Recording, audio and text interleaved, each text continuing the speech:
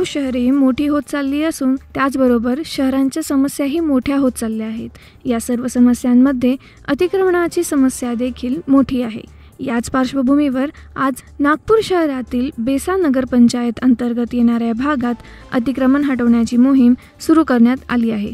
या मोहिमेअंतर्गत नगरपरिषद कर्मचाऱ्यांनी बॅनर, पोस्टर आणि त्याचसोबत अन्य साहित्य अतिक्रमणात हटवले आहे। याचा ग्राउंड झिरो रिपोर्ट सांगण्यासाठी आमचे रिपोर्टर ऋषभ फरकुंडे त्या ठिकाणी उपस्थित असून त्यांच्याकडून या घटनेचा रिपोर्ट जाणून घेऊया।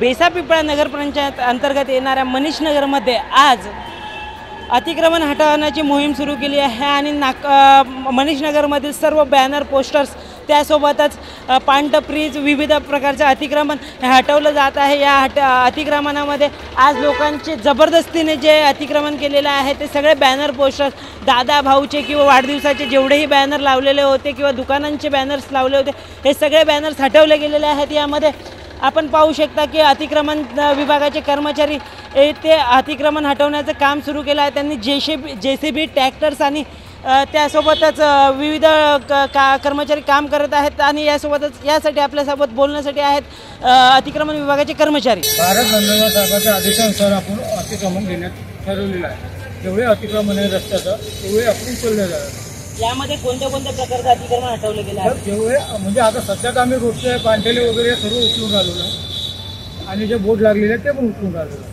यामध्ये कशा प्रकारचे बोर्डच आहेत? हे बोर्ड आहे जे कोणाच्या अतिक्रमणच्या बाहेर जे दुकानाचे बोर्ड लागलेले आहेत ते ऑलरेडी बोर्ड काढून दुकानाच्या बाहेर म्हणजे नेमकं त्याच्यामध्ये आपण काय व्हायब्रेशन करू शकतो? सर्व चालेल त्याच्यामध्ये की कोणाची लिगल बोर्ड्स आणि लीगल जे आहे ते ठेवण्यात येत आहे आणि जे इनलिगल आहे ते काढून राहिलं। नाही, मला वाटतं आपला म्हणूनच नाही तर जे काही रस्त्यावरती अशा प्रकारचे जे बोर्ड लागलेले आहेत ते हटवायलाच पाहिजे।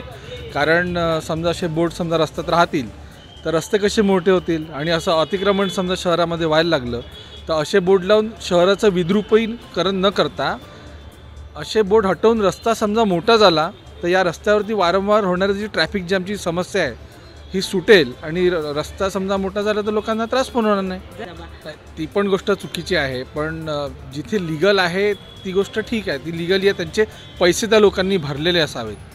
पण ज्यांनी पैसे नसेल भरले तर ही कारवाई करायला पाहिजे आणि लोकांनी स्वतः संज्ञान राहायला पाहिजे की कुठल्या ठिकाणी कुठले बोर्ड लावायला पाहिजेत।